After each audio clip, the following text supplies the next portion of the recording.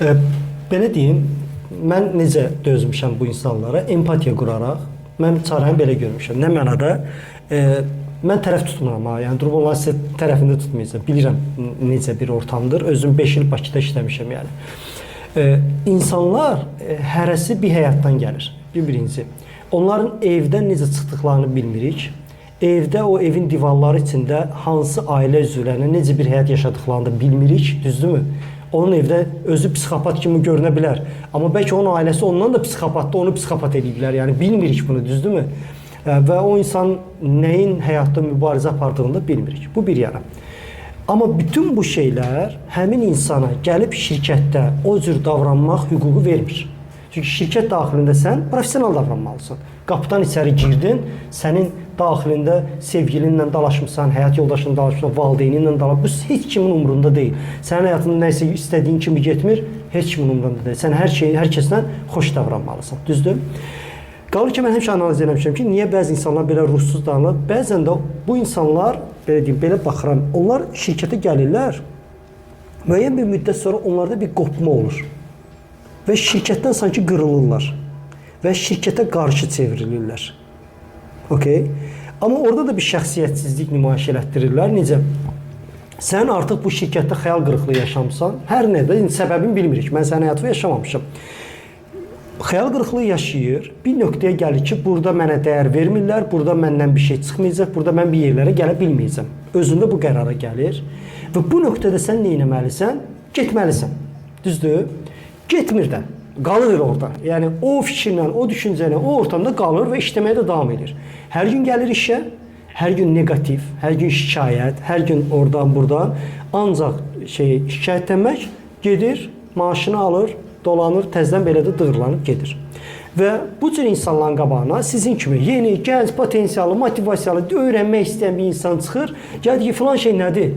O da o halında baxır, deyir, amma yəni sənə mi öyrədəcəm? Bu şirkətdə mənə nə oldu ki, mən durub indi sənə də öyrədim. Götürür, belə şak belə sifətvə deyir ki, mən sənə heç nə öyrətməli də deyiləm. Yəni o insanlarda bir həyatdan bezginlik, bir ölülük görürsünüz də, düzdürmü də? O anda odur. Yəni burada birinci özünüz incinməmək üçün, birinci qəbul etmək istəyirsə, bu insan budur.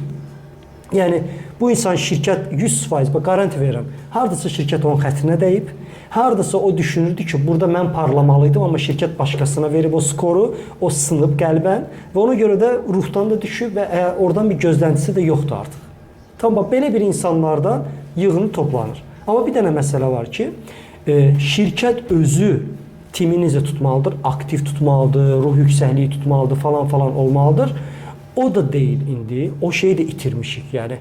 Səbəb də burada bir dənə səbəb o gəlir ki, menecerləri burada biraz günahlandıracağım.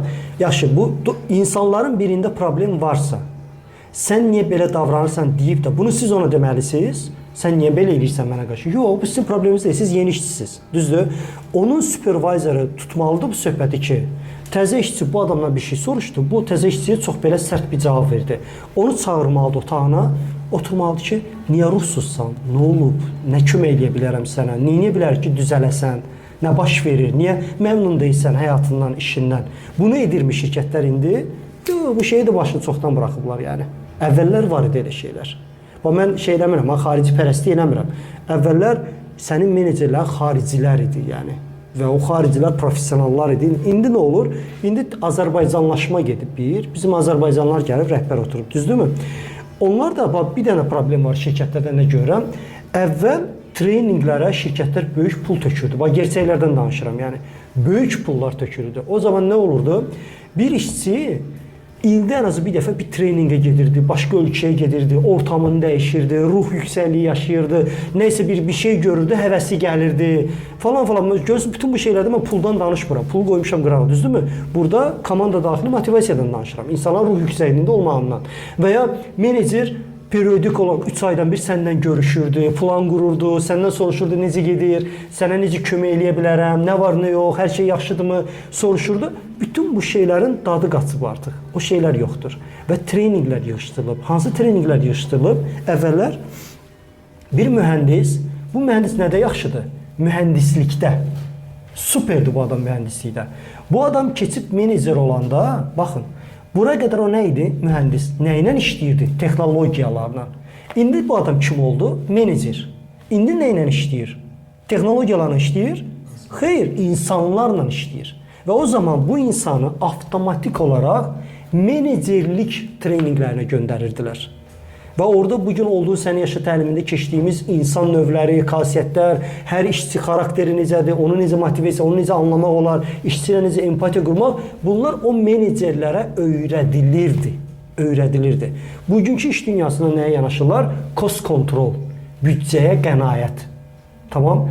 Filan kəs menecer oldu. Neylə indi buna pul tökək, filan ölkəyə göndərək, nədir? Nəyə lazım? Cost control, getməsin. Və bugünə kimi texnologiyaya öyrən bir adam gəlir başlayır insanlarla işləməyə. Orada supermen ola bilərsən, amma sən bunu bilmirsən və bilmədiyin üçün də aləm dəyir bir-birinə. Yəni menecer bilmir işçilərlə necə danışmaq və senior işçilər də bilmir junior işçilərlə necə danışmağa. Belə bir ortama gəlib çıxmışıq yəni. Başa düşürsünüz? Bunun da səbəbi hər zaman mən deyirəm kök təhsildədir. Təhsil olmayanda bu xaos yaranır yəni. Və menecer özü dünəndən bilir ki, o işçi niyə ruhsuzdur. Amma düzəldəcək tool var əlində, yoxdur deyək. Hara kimi işləyər, qoy elə belə də getsin yəni. Və belə də getdiyini orada yansıdır. O da görür ki, mənim bugünkü ruh halım menecerimin vecinə deyil. Dediləmi puzzle birləşdirirsiniz də. Və belə bir insanlardan ibarət bir komanda yəni balıq başdan iylənir və iylənə də gedir. Və hər gələn yeni işçini bir yerə qədər pozitivliklə, mübarizə ilə yeni işçi mübarizə aparır. Müəyyən bir yerdə yenə də ya işçi yoldaşları, ya menecment onun xəttinə dəyir, onun qol qanadını qırır. O da həmin anda bir seçim edir. Ya mübarizəyə davam, ya da çönüb onlardan biri olur yəni. Tamam mı? Ya vəssalam və bu durum budur. Yəni o niyə deyirsinizsə, niyəsi budur. Yəni o insanlar ruhları yoxdur. Şirkət bir yerlərdə onları sındırıb, bir yerlərdə pis sınıblar və garanti verirəm. Soruşsaz bəlkə bir daha dostlaşsaz, deyəcək ki, filan vaxtı şirkət mənə görə mənə xəyanət elədi. Ondan sonra başım buraxdım bu işlərin. Artıq yəni hara kimi gedər. Və belə bir həyat yaşayırlar. Düzdürmü? Və bunların arasından ki 90% belədir, 10% hələ də var. Düzdürmü? Ancaq onlardan yapışmalısınız. Ancaq onlardan bir şey götürməyi bacarmalısınız. Qalan ki, bir işə, bir layihəyə bunlarla, toksiklərlə bir yerə düşdüsə, bir özünüzə hədəf qoymalısınız ki, mümkün qədər buna bulaşmamalıyam. Mümkün qədər bu məni zəhərləməməlidir. Mümkün qədər, çünki nə qədər də düşünsəz ki, bu mənə təsir eləmir, eləyir. O insanların sizə eləməyi səni bir yerlərdə artıq şirkətə qarşı çevirir, beynivi, düşüncəvi yəni. Ciddən çevirir yəni. Və bir yerlərdə sən də başlayırsan artıq şirkətə qarşı belə şey eləməyə. Halbuki bilmirsən də səbəb nədir. İçində niyə? Çünki toksik ortamdasan. Yəni mümkün qədər bir evdən özünüzü hər zaman mental hazır getməlisiniz. İşə ki, bunlar məni gözləyirlər. Mən bugün bunlara izin verməməliyəm ki, bunlar məni zəhərləsinlər. 2. Sağ çıxmaq. Okay, bu adam işə yaramır. Kim işə yarayır? Kimin yanında takıla bilərəm? Kimdən öyrənə bilərəm? Bunun başqa bir yolu yoxdur yəni. Amma günah da mən gördünüz də insanlarda görmürəm. Sistem. Bu dəqiqəki sistemdən yəni, heç razı deyiləm yəni. Bugünkü iş dünyası artıq işçi üzərinə qurulmayıb yəni. Rəqəmlər, target, bu ilin sonunda bu targetə çatmalıyıq. Hər kəs o targetə baxır. Və bu prosesdə sən bu işçiləri bu targetə çatdırmalısan. Bunu etik yolla, qeyri-etik yolla, onlarla xoş münasibət quraraq və ya onların başı üstündə əzazil kimi dayanaraq bu targetə çatdırmalısan, top menecment buna gözün yumur artıq. Əvvəl baxırdılar. Əvvəl audit gəlirdi. Menecerindən razısan, menecer tir-tir əsirdi. Filan kəs bu dəqiqə işçi girib auditə və auditor soruşurdu. Menecerindən razısan, nədən razı deyilsən? Demənəm, çəkinmə, arxandayıq yəni. Amma indi elə bir şeylər yoxdur artıq. Cost control, auditə kimdir? Pul xərcləyən. O boyda audit gəlsin xaricdən bura. Düzdürmü? Ona görə belə bir ortam yaranıb. Təəssüf edirəm. Yəni indiki bu nəslə ki, siz Oilfieldin bu dövrünü gördünüz. Yəni düzdürmü? Belə deyək, milliləşmiş, adında xarici şirkət. Hər şirkətdə 1-2 dənə xarici var. Qalan hamısı bizimkilərdir. ASTV, yəni mentalitet budur yəni. Və burada sağ çıxmalısınız. Nə vaxt özünüz buradan qurtulub daha da xarici bir ortama gedənə qədər yəni.